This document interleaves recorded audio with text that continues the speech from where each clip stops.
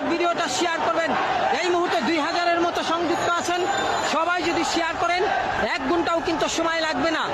এই মুহূর্তে দুটি ছবি দেখাচ্ছি আপনাদেরকে। প্রাণ ভয়ে কিভাবে বেসমেন্টে আশ্রয় নিয়েছেন সাধারণ মানুষ, কারণ যেভাবে আবাসনগুলিকে টার্গেট করে একের পর এক মিসাইল হামলা চালাচ্ছে ইরান, তার ছেড়ে কিন্তু এখন বিধ্বস্ত হয়ে পড়েছে তেল আবিবের মতন বড় বড় শহরগুলি। ইসরায়েলের একাধিক জায়গাতে এভাবেই ক্ষেপণাস্ত্র ছুটছে, লাগাতার ক্ষেপণাস্ত্র ছুটছে ইরান। তার দিকে সাধারণ মানুষ তারা ভয় পেয়েছে এবং তাদেরকে সেনার তরফ থেকে সতর্ক করা হয়েছে।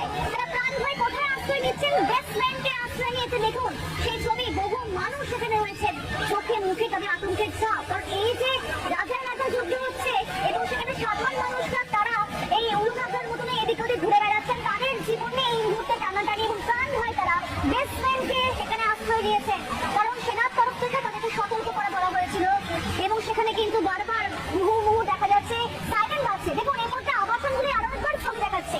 এই আবাসনগুলিকে দেখে কিন্তু কার্যত বোঝা যাচ্ছে না যে সেখানে যে আবাসনগুলি আগের অবস্থা কেমন ছিল। কার্যত দেখে বুঝে একেবারে বোঝার উপায় নেই এগুলো আগের অবস্থা কেমন ছিল।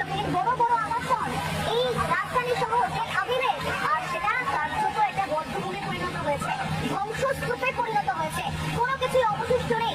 এই আবাসনগুলিকে টার্গেট করেছে ইরান এবং সেখানে মুহূর্ত যেভাবে একের পর এক মিসাইল নিক্ষেপ করেছে ইরান এবং তাতেই ধ্বংসস্তূপে পরিণত হয়েছে। উদ্ধারকারী দল তারা সেখানে পৌঁছে যান সাধারণ মানুষকে উদ্ধার করার জন্য।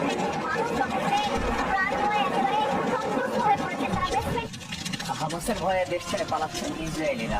বিমানবন্দর এবং দূতাবাসগুলোতে হুমড়ি খেয়ে পড়ছেন অনেক মানুষ। কিন্তু হাজারো মিসাইলে ঝুঁকিপূর্ণ আকাশ সীমায় বিমান উড়াতে রাজি নয় এভিয়েশন সংস্থাগুলো, তাই বাতিল হচ্ছে ফ্লাইট। নিজ দেশের নাগরিকদের উদ্ধারে সামরিক বিমান পাঠাচ্ছে কোনো কোনো দেশ।